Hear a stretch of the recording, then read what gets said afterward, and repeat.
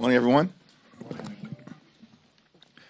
Democrats, House Democrats remain completely united in our effort to lower the high cost of living for everyday Americans, fix our broken healthcare system, and clean up corruption in this town so we are actually delivering a government that makes life better for the American people.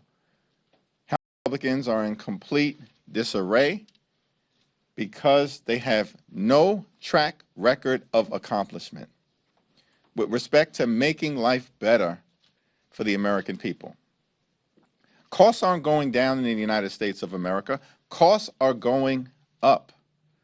Healthcare premiums are about to skyrocket and cost everyday Americans thousands of dollars more a year. That is a crippling increase in healthcare costs that Republicans are completely and totally responsible for visiting on the American people. Electricity bills are skyrocketing through the roof, in part because of the damage that Republicans have done to the ability for America to generate the power that it needs connected to the one big ugly bill. Donald Trump remains deeply unpopular. Democrats continue to win special elections all across the country. Their effort to gerrymander the midterm elections by rigging these congressional maps is going to backfire. And Republicans know that their one big ugly bill is deeply unpopular, so much so that they actually think they can improve the view that the American people have relative to the one big ugly bill by changing the name. No, the problem is not the name, which was chosen by Donald Trump and the sycophants in the House, of course, obliged. The problem is that you ripped away health care from millions of Americans. Hospitals are closing, including rural America. Nursing homes will shut down. Healthcare premiums, copays, and deductibles are skyrocketing. You stole food from the mouths of hungry children, seniors, and veterans, and all of that was done so Republicans could award their billionaire donors massive tax breaks. That is why the one big ugly bill is deeply unpopular. And no matter what branding change you undertake, that's the reality that you confront. Questions? Morning. One on crime and also one on oversight. Tomorrow, House Oversight expected to meet with another staffer of President Biden's. Are you are you concerned that this could linger going into the midterms, that this is a story that'll just continue to pop up right before? Why are Republicans so obsessed with former President Joe Biden? What does any of that have to do with the fact that costs are through the roof, the cost of living is far too high, and Republicans haven't done a damn thing about it? One of the reasons why costs continue to go up, not down, is because Republicans have shown no interest in addressing the economy and building one that actually everyday Americans can afford. And on crime, this week, D.C.'s mayor pledged further cooperation with the federal government. Is this a sign that maybe other Democrats should follow her lead? I mean, this is clearly a big change of tone from the D.C. mayor. Also, you've been back now for a few days. Does D.C. feel any safer compared to when you guys left for recess? I haven't seen a difference one way or the other, but I spent a lot of time in and around the Capitol. One thing I will continue to make clear is that we should support the Metropolitan Police Department, support the Chicago Police Department, support the New York Police Department, and support local law enforcement all across America. And what we should be doing is giving them the ability to do their jobs with the resources they need to continue to protect and serve. Republicans have actually cut funding for local law enforcement. What does that have to do with making communities safe? And so we're going to continue to make clear we're focused on keeping communities safe all across America. And in my humble opinion, the best way to do that is to support local law enforcement, local police departments, and local partnerships between the police and the community. On that subject, the House Oversight Committee, particularly Republicans, are preparing a slate of like 14 or so bills to try and address DC. One of them is to potentially remove the local attorney general and place a political appointee that would be appointed by the president. How are House Democrats, as you're eyeing this develop, how are you all going to try and either prevent this, stop this, publicly let the public know that this is happening? Why are House Republicans so focused on the District of Columbia when there are more than 330 million Americans all across the country, many of whom they represent, whose lives Republicans have failed to improve, whose lives Republicans have failed to make more affordable, whose lives Republicans are ruining by ripping health care away from millions of Americans and closing down their hospitals, including in rural America. It's perplexing to all of us. They have a meeting earlier this week, and they're presented information from the White House and the Trump administration and their political folks, which makes clear that their one big ugly bill is a complete and total disaster. And yet they continue to double and triple down on these matters that have nothing to do with improving the quality of life of the American people. It's strange to me. They continue to dig their own grave. Kevin? Obviously, I'm sure you saw there was reporting in the New York Times and Politico in the last 24 hours that the Trump administration is toying with potential jobs for Eric Adams. That would be breaking news. That would be breaking news. And Curtis Sliwa. I'm wondering what you, first off, your reaction to all of this, and also put this within the context of, do you think you could assuage some of this outside meddling if you were to take a position in this race? I don't really fully understand the notion of the outside meddling and how it is going to benefit anyone, because Donald Trump and the Republican brand is toxic in New York City, as is the case in so many other parts of the country. It's speculation as far as I'm concerned right now, but I don't see it having any political benefit for any of the people who are allegedly connected to some effort led by Donald Trump and the administration to change the trajectory of the New York City mayoral race. How long until stay tuned is no longer a tease and a reality? Stay tuned. Have you made any progress in starting four quarters negotiations in appropriations? And then if those do begin, or if they have begun, how much of a red line will this ACA issue be for Democrats? Healthcare is a clear red line. We will not support a partisan Republican spending bill that rips health care away from the American people. House Republicans have launched an all-out assault on the health care of the American people. They have ended Medicaid as we know it. They are assaulting the Affordable Care Act. Medicare is likely to experience a $500 billion cut because of the Republican one big ugly bill. Hospitals and nursing homes and community-based health clinics are going to close because of what Republicans have done with their all-out assault on health care in America. We've been very clear as Democrats. We will not support a partisan Republican spending bill that guts health care from the American people. Period. Full stop. We've said it publicly. We've said it privately. We'll continue to say it.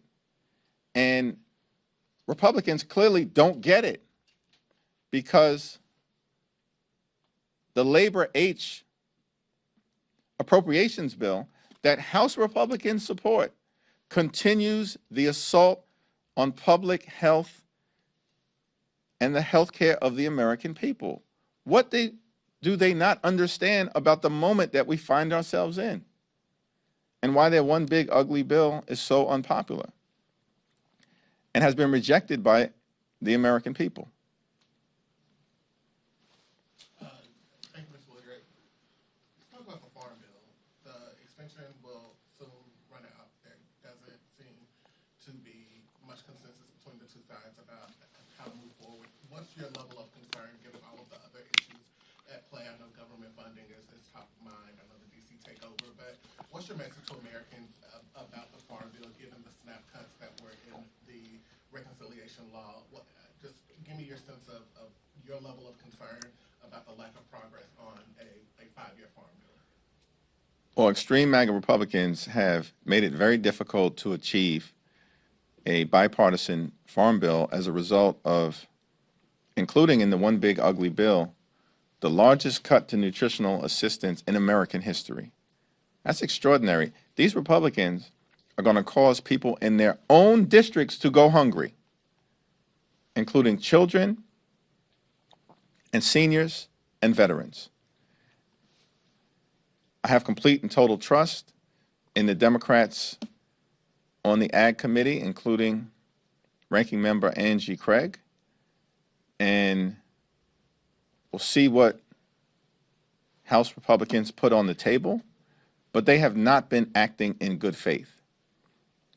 And as a result, they are making life more challenging for the farmers of America, including by creating a difficult situation in terms of trying to arrive at a bipartisan farm bill for the next 5 years.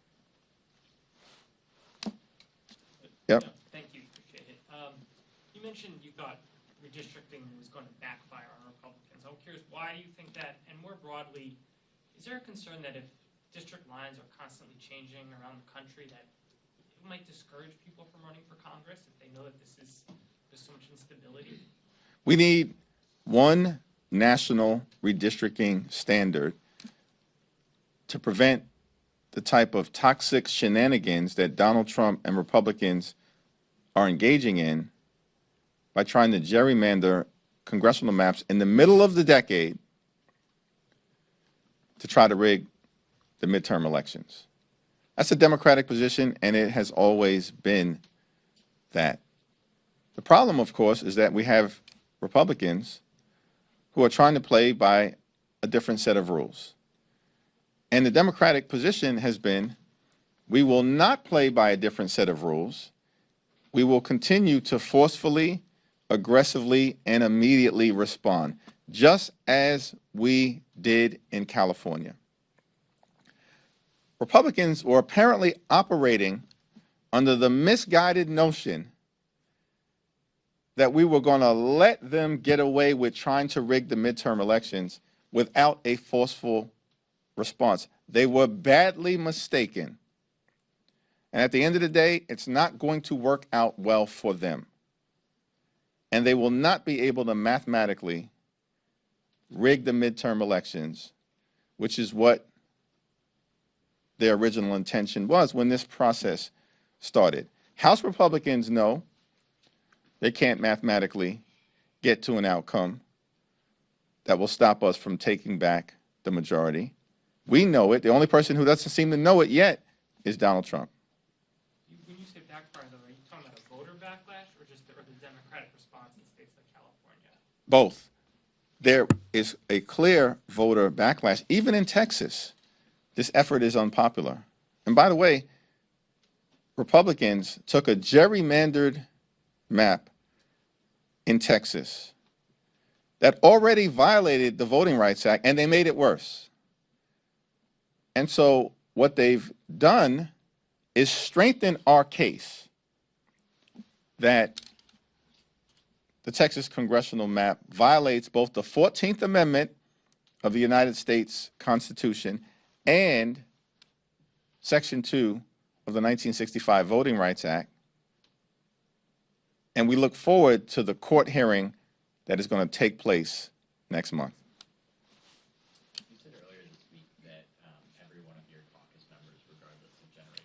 embraced generational change. I spoke to several of your members between then and now. A lot of them don't embrace generational change. They say it in and of itself is not a virtue and that seniority is being overlooked. Who exactly would that be? I spoke to Eleanor Holmes Norton, for example, John Larson. All these people are facing primary challengers who say it's time for, well, not Holmes Norton, but Steny Hoyer as well. A lot of these people are facing primary challengers who say it's time for a new generation of leaders. Let's take Steny Hoyer as an example, and then we can go down the list of each and every one of those people that you mentioned. Steny Hoyer was the House Majority Leader, a phenomenal leader for the country. So was Nancy Pelosi, and so was Jim Clyburn. It's not hypothetical that they embraced generational change. They all decided not to seek re-election to their leadership positions voluntarily, and were very explicit that they were going to open the door for a new generation of Democrats to lead the caucus moving forward. That happened. It's not hypothetical. No one's making that up. That's what's called embracing generational change. And the generational change that took place in the House of Representatives several years ago was unanimous for every single one of us. Now, every single one of you follow the last several caucus races to lead committees. And whether we're talking about the Natural Resources Committee, the House Judiciary Committee, the Ag Committee, most recently the Oversight Committee, I think what we've seen is that the caucus has embraced leadership from a new generation of members. Every single one of those races. Now, with respect to individual contests back at home, I strongly support John Larson's re-election because he's a great advocate. He's a forceful advocate. And so when I'm talking about generational change and how it's been embraced by members of the House Democratic Caucus, I'm talking about from a caucus perspective, facilitating the next generation of leaders as it relates to both traditional House leadership positions. We led on generational change, House Democrats. And we can thank Nancy Pelosi and Steny Hoyer and Jim Clyburn for that. In 2022, 3 years ago. And that has continued as we've seen races for committee leadership positions. Can I just quickly follow up? Yeah. Activists from groups like Run for Something, Leaders We Deserve, Justice Democrats, they say inter-caucus generational change isn't enough, that it has to happen at the district level. Do you disagree with that? I think that the House of Representatives is about renewal. It's one of the great things about the House. But every single congressional district and the electorate in those congressional districts are going to make a decision about who is best positioned to represent that congressional district moving forward. That's an individual decision that should be made by voters in these congressional districts all across the country. House Democrats and every single member of this great institution, we're on a 2-year employment contract. That was by design in terms of the framers. They said, we want this institution to be the closest to the American people. We run for office knowing that we're on a 2-year employment contract. We have to constantly go back to the voters to have that contract renewed based on whether we are doing a good job or not. That's a decision that will continue to be made by the voters in each and every one of these congressional districts. And they'll make it in the context of primaries in some instances, or they'll make it in the context of general elections in others. Thanks. Paul? Thank you. What do you think about the decision of President Trump to remove 6 of the 7 members of the Puerto Rico Fiscal Board. One of those is a person that you recommended. And I would like to know if the White House already contacted you about the new recommendation. I'm in close touch with Nydia Velasquez, as well as Pablo Hernandez, and other leaders in the caucus as it relates to the White House's continued attack on the ability of Puerto Rico to actually meet its fiscal responsibilities in a way that lifts up the people of Puerto Rico as opposed to having things dictated to them. And so we'll have more to say on this issue, but I'm going to say it in partnership with the leaders of the House Democratic Caucus who have close connections to the island, including the island's resident commissioner. But any communication from the White House? No. No. Yeah, thanks. Thank you, Leader. The DNC posted in support of Zoran Mondani's campaign yesterday with a statement of Mondani saying, "We welcome anyone to join this movement." You've met with him twice, and stay tuned, declined to endorse him. Are you out of step with your party on this issue? I don't know. I guess people are going to have to figure that out. If that's the question you think that my constituents are asking me, because they're not. Thanks. A number of Democrats are supporting a congressional stock trading bill that does not apply as of yet to the vice president or the president. And they're saying they, if necessary, would sign on to a discharge petition. Would you ever vote to advance a bill like that does not cover President Trump? We have to clean up corruption in Washington, D.C. That's in Congress, that's in the Supreme Court, and that's with the administration. In terms of the congressional stock ban, it is clearly something that has to happen.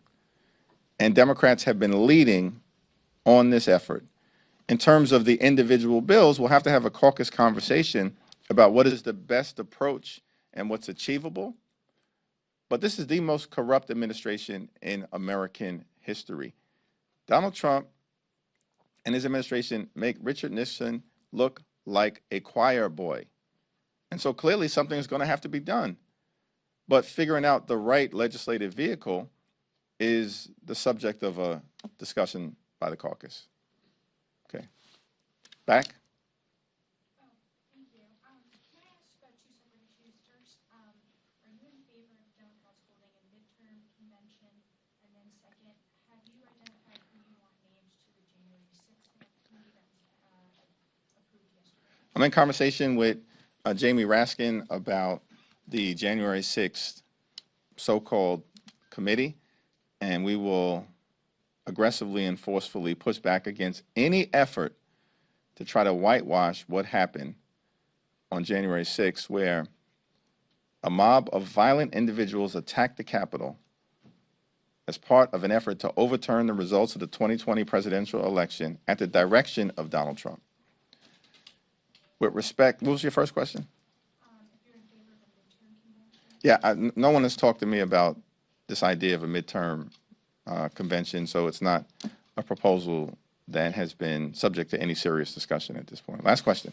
Yeah, the president is hosting Mark Zuckerberg, Tim Cook, Bill Gates, among other 24 tech CEOs tonight at the White House for dinner at the new Rose Garden. I wonder what your reaction to that dinner is. Yeah, I don't know what the subject of the discussion is, so I'll reserve comment, but it would be useful if the president actually decided to convene a discussion with people on Capitol Hill related to how we lower the high cost of living in the United States of America, fix our broken healthcare system, and clean up corruption. That's what Democrats are focused on, and it's clear that Republicans have a very different agenda. And then I just want to follow Thank you, everyone. The DOJ is launching a probe into Lisa Cook. Any reaction to that? Listen, the Department of Justice continues to try to weaponize the federal government against people who have declined to bend the knee to Donald Trump and his extremism. We will not be intimidated by the Department of Justice. We're going to push back forcefully and aggressively and righteously.